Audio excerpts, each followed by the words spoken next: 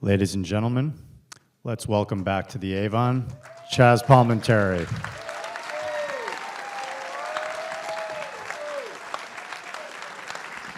Thank you.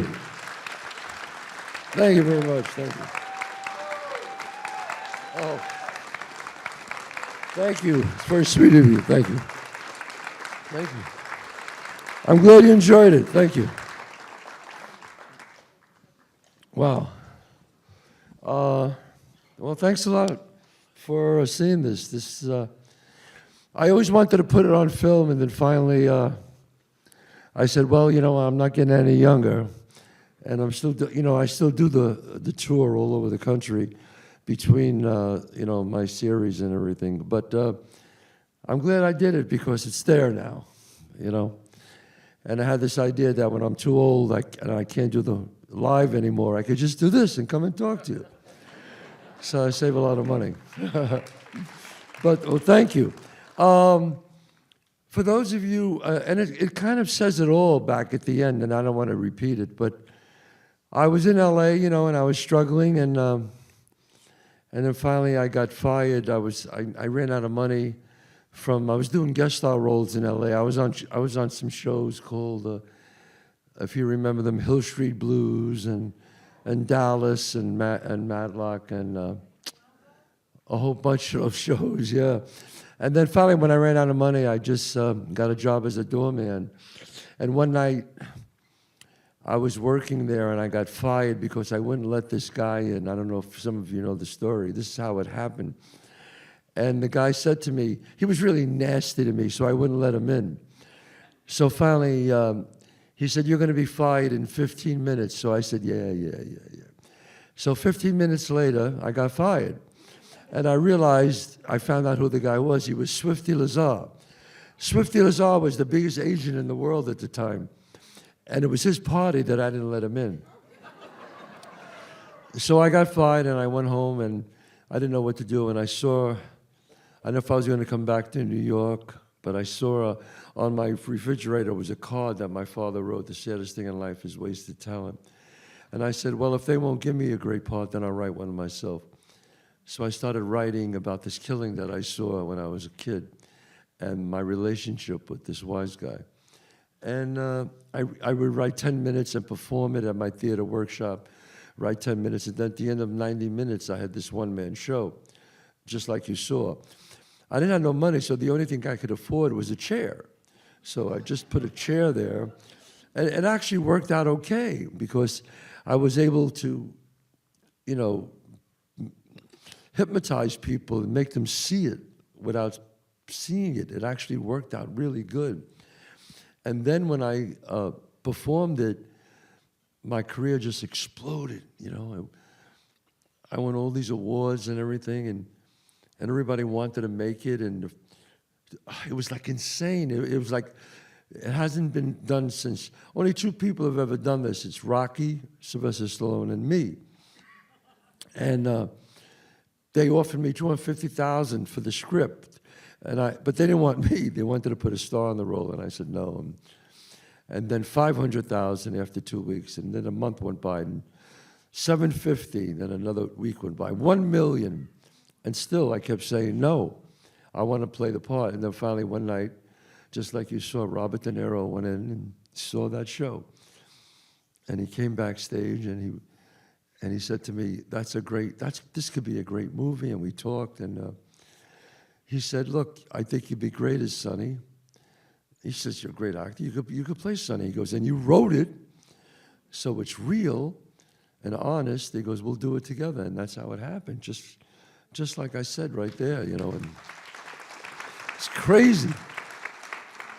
And then I got with De Niro, and, excuse me, and he didn't want to use any actors in the movie. He wanted to use real people. And I was like, no actors? He goes, no, let's find real neighborhood street guys. I want it to be like a documentary, the movie. And the movie came out great. I mean, Bob really directed a great movie. And it was really incredible because we would have to find these guys who just they couldn't act, but then you'd meet them, and some of them were so loose they could act. And then he said, we couldn't find Eddie Mush. We couldn't find a person to play Eddie Mush. And then Bob said, where's the real Eddie Mush? I said, well, he's probably in the neighborhood now. This is 35 years ago. So we went back to the neighborhood, me and him. And there was Eddie Mush by the bookmaker. And so I walked over to Eddie and I said, Bob stayed in the car. And I said, Eddie, I want you to, he goes, hey, how you doing? See, I hear you're making a movie. I said, yeah, I'm making a movie about the neighborhood, you know. And so he says, well, he goes, is there a part in it for me kidding around? I said, you know what, there might be. I said, come over to the car. I want you to meet Robert De Niro. He says, there's no, he says, bullshit, I'm not walking over to no strange car. He was afraid somebody put a hit on him or something, you know. So I said, no, Bob De Niro is really in there, you know. And he kept going, nah. I said, come over. He walks over, you know, he goes, taps on the window. De Niro makes the window go down. He looks at Bob, he goes, holy shit, it is you. And Bob De Niro says to him, listen, Eddie, I want you to come to my office on Saturday and read some lines. You know, I might have something for you in the movie. And Eddie, now picture this, Robert De Niro, biggest star in the world, says to you, could you come on Saturday to read some lines? So I'm going to put you in one of my movies. Eddie Mush goes like this, Saturday. He goes, listen, Bobby, he calls him. Listen, Bobby, what time? So he goes, well, like 3 o'clock, could you come? He goes, no, Bobby, I can't come 3 o'clock. He goes, could I come Monday? So Bob is laughing. He's looking at me like, this is real. And he says, all right, Eddie, come Monday, you know. And he says, I just have to ask you, what do you have to do on Saturday that's so important? He goes, Aqueduct, the Daily Double. I got to be there, Bob. And Bob says, go ahead. And I got back in the car. He goes, that's the guy. That's the guy. So Eddie Mush was really in the movie. If you saw the movie, that really is Eddie Mush. We were afraid to put him in because I kept saying, Bob, he's going to jinx the movie. I'm telling you. But it was really, really... I mean, to grow up in that neighborhood with those guys, you know, Frankie Coffee Cake and Jojo the Whale, I mean, those are real guys, you know? And people just can't believe it, you know? And when I do the characters, I used to imitate them when I was a little kid, so all I did was imitate them as I got older and bigger, you know? But to give you an example of how they were, in 1982, and then after this we'll take questions. In 1982, I got my first big break. I became an understudy in a play on Broadway. And I was really excited. And then finally, I went back to my neighborhood in 82, and I told all the guys, and they heard about, oh my God, you're gonna be on Broadway, Chazz, we love, oh my God, everybody's so excited. So Carmine, the guy at the end of Bronx Tale, the one who took over for Sonny, he was alive in 82.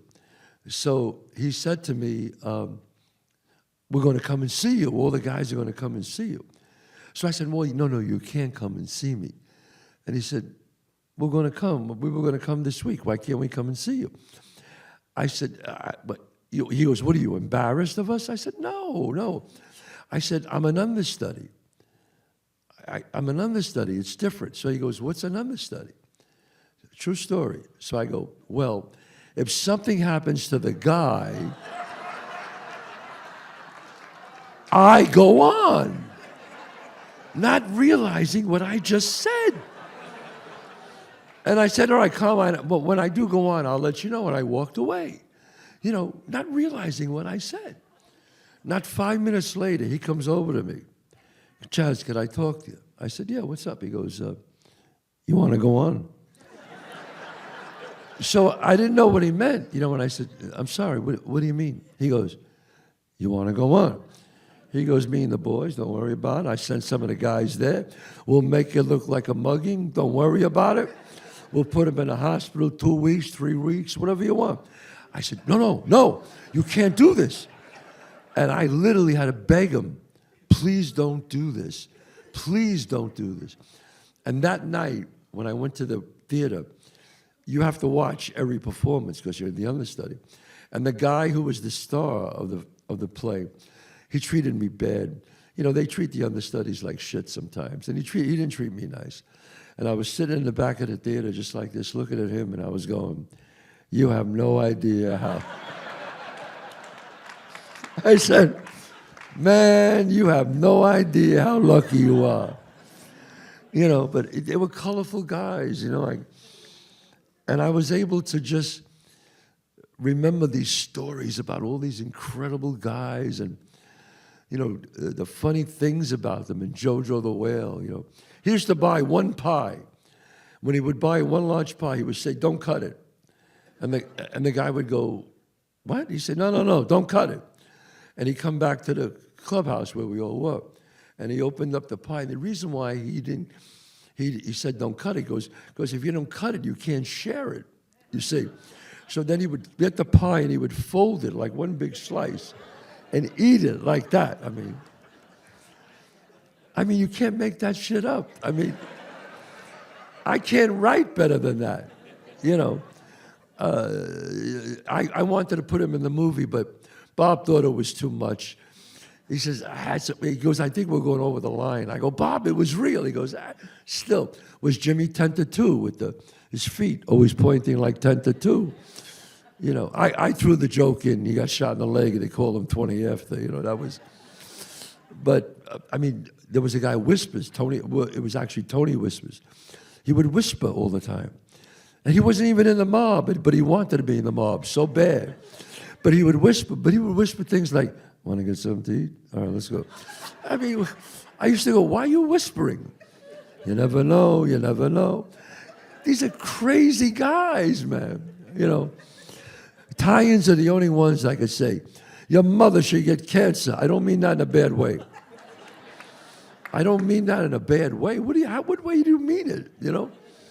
Anyway, we got any questions? Yeah, go ahead. It's not really a question. It's the music, the jazz that Robert De Niro liked, that played as his father. His father was Yeah. All that jazz came from my collection. Really? Yeah. My father loved jazz, and he used to listen to it on the bus. And I would sit behind him, and he loved his jazz, yeah. Yeah, I was a hairstylist at the time, and there was a guy sitting in my chair. Right. And he said, De Niro's making a movie in the Bronx. I said, what's the name of the movie? He says, well, I don't know yet. He says, we got all the doo-wop, all the music, all the doo-wop. Right. He says, but we don't have any jazz. I said, I got a jazz collection. He says, can we borrow it? I said, yeah, sure. Yeah. You know, I want waivers signed and everything. I gave Sure, yeah. 150 albums, I think it was. Wow, okay. So he comes in, he takes the albums, and about a month later, I got them back. All of them were back. And I just...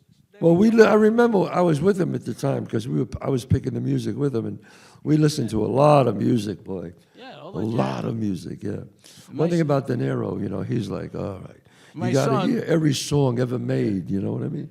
And my son, so when the movie came out, I didn't see the movie. My son saw it. He says, Dad, you got to see this movie, The Bronx Tale. Right. I said, what's? He says, oh, that's the movie. He says, I gave him the jazz music.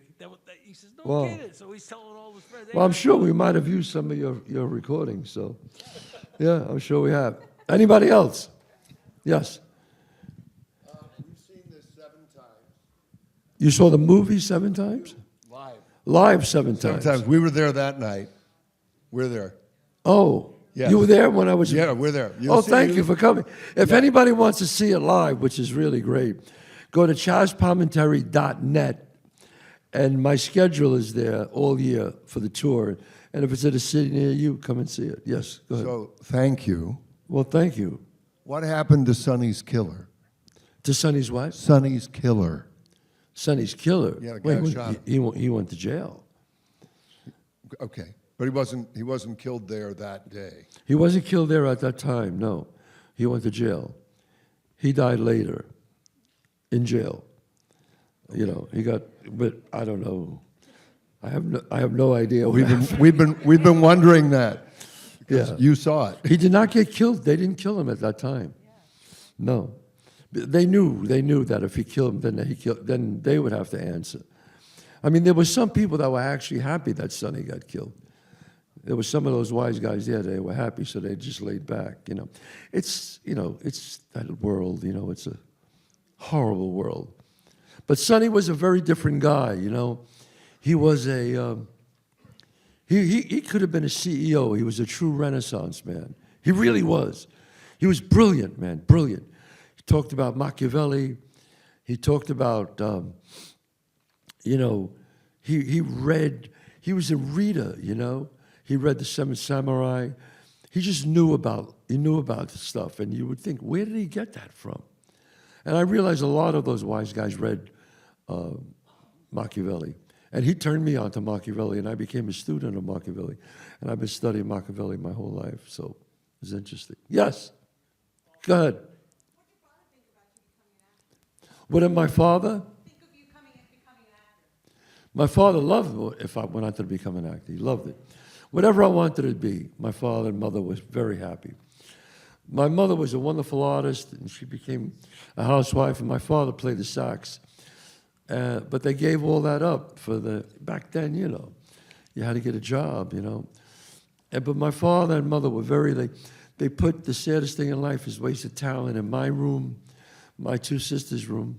And my two sisters became really very successful before me. And then I was the last one, then finally I did. So, and I actually sell those cards at the event. I always carry a card in my pocket. The saddest thing in life is wasted talent. And if I meet a young actor, I'll just take it out and talk to him and give him the card. You know, that's about service. You know, it's not just about art; it's about service. Yes. I got it. How about 1892 Arthur Avenue? That's where I lived. And 177th Street. We weren't Italian enough to get up to 187th Street. Right. But you can't take us out of the Bronx. You can only remember. Yeah, I was born and raised there, 667 East 187th Street. That's it. You know, it's pretty crazy, man. You know, you think about it. My movie's the only one. Well, I had a musical on Broadway because I wrote the Broadway play, too, the musical. And it started with a murder and ended with a murder. That's crazy.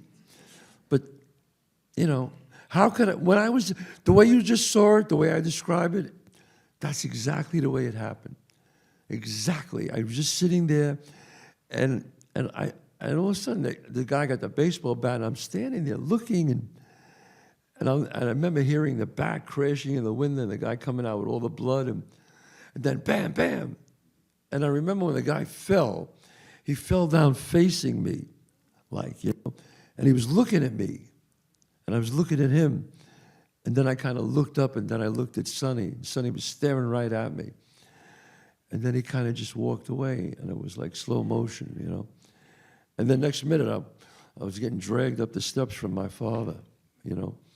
But you would think a young boy seeing that at 9 years old, he would be traumatized, and I wasn't. People always go, "Oh my God, you must have been." I said, "Nah."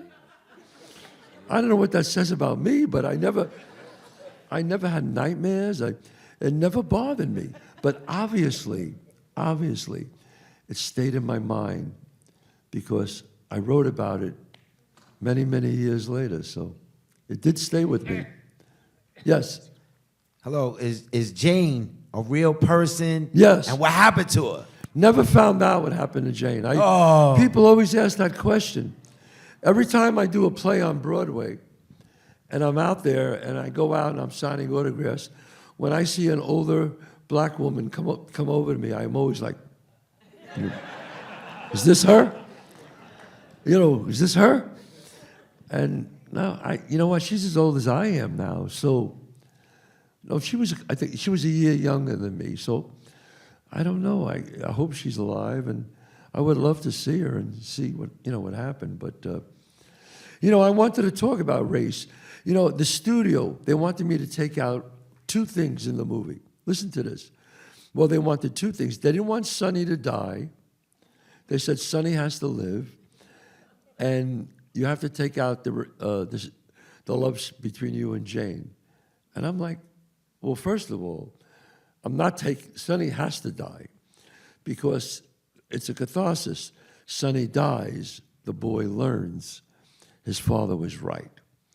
It doesn't mean it's, they said it's too sad. I go, no, it's an upending. Romeo and Juliet die, but the families come together. That's called the catharsis. They're like, they don't give a shit, these people. And I'm like, I'm not changing it. That's number one. Number two is, I want to talk about the racism because that was very important back then. 1968, I said, Robert Kennedy was assassinated. Martin Luther King was assassinated. The riots, the Watts riots, it was crazy. And they said, well, nobody's going to believe Italian went out with a black girl at that time. The guy says this to me. And I says, I don't know if you know, but I'm Calogero. I'm Calogero. I dated black women. I'm Calogero. That's me. And he goes, oh, well, I didn't know that. I go, yes. But that's how dumb they are. That's how dumb. They just care about, and De Niro said, that's staying in. And so I was very happy with that. So it stayed in. Thank God. Yes. Go ahead. What high school did you go to? I went to Theodore Roosevelt. Theodore Roosevelt High School. What's that? It's funny, I went to Clinton the first year, and then there were no girls there, and I said, I'm out of here. And then I ended up going to Roosevelt. I went to Roosevelt, yeah. Yes, anyone else? Mr. Palminteri. Yes. How you doing? I actually came over here from Belfast in 1990, and I used to work in a bar in your old neighborhood called Muggsy's. Oh, Muggsy's! And Muggsy's? Holy shit. I don't know your money and anything. Eddie the Mush used to drink in it, so I've actually had an experience with Eddie the Mush, or at least he used to go into it. What I wanted to ask you was, in your body of work, in your career, obviously this meant so much to you and came from the heart.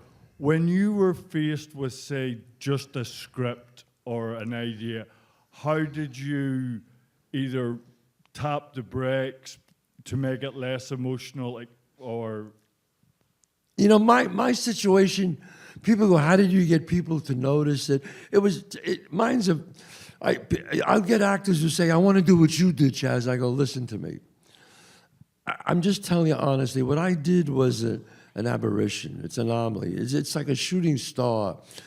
I wrote this thing, I performed it, and my career blew up, and I had every producer, actor.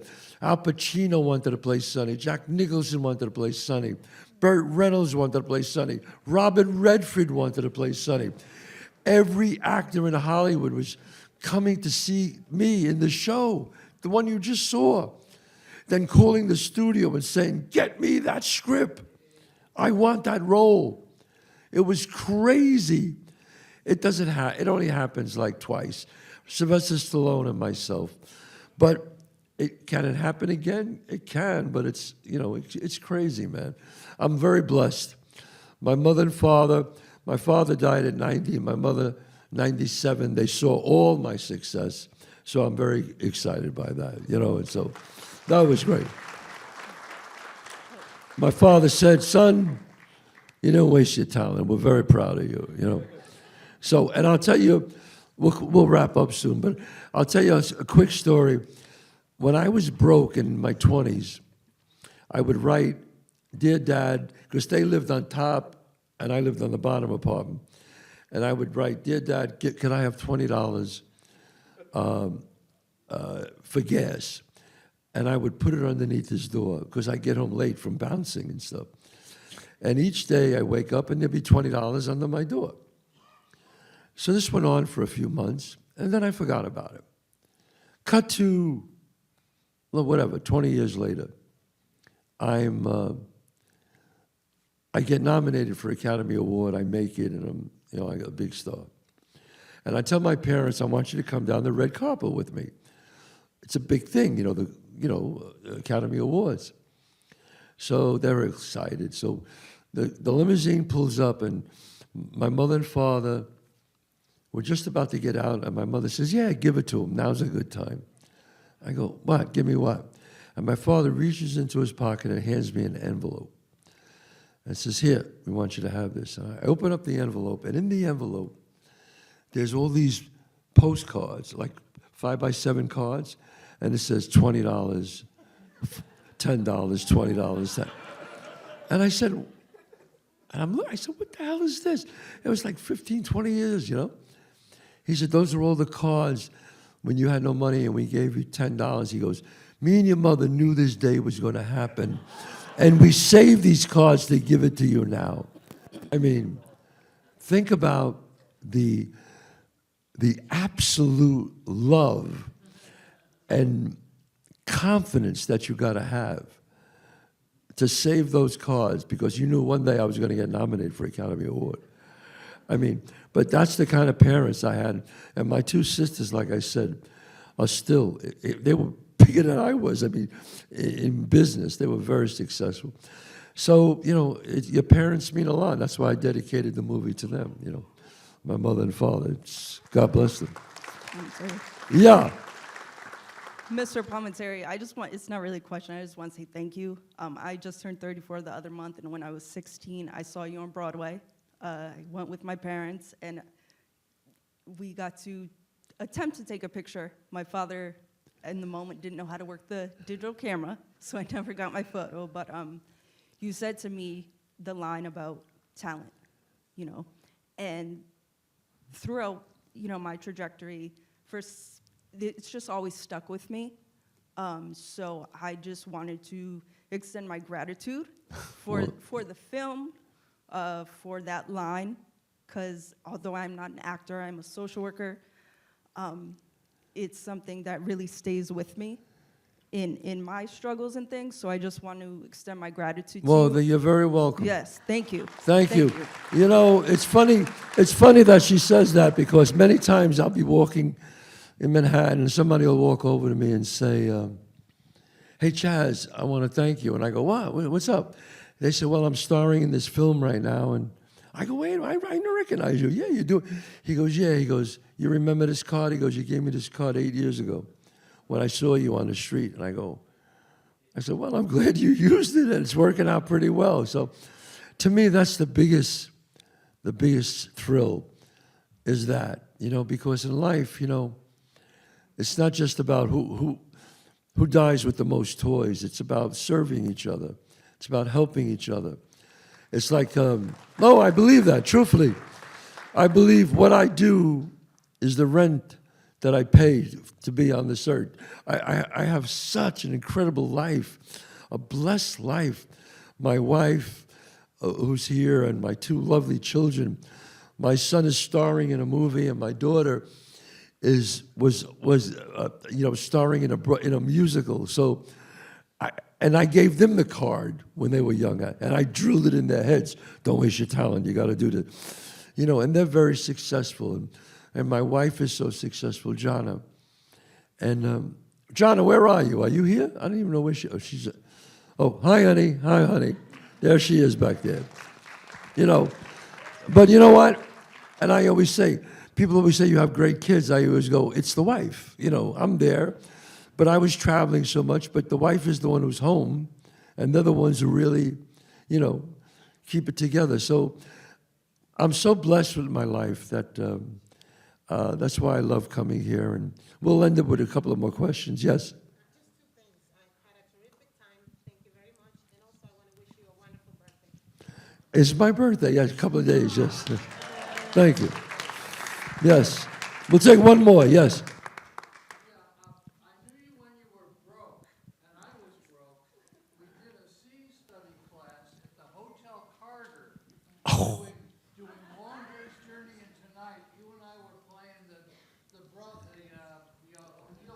Yes. Long Day's Journey. Holy shit, that is 1,000 years ago. Just before you hit with the flag, and you and I were doing scene study classes in a seedy hotel. Yes. Times Square, and you hit it big. Hooray for you. Well, thank you so much. Thank you. Thank you. Thank you so much for coming. God bless you all. Thank you. Good night. Thank you.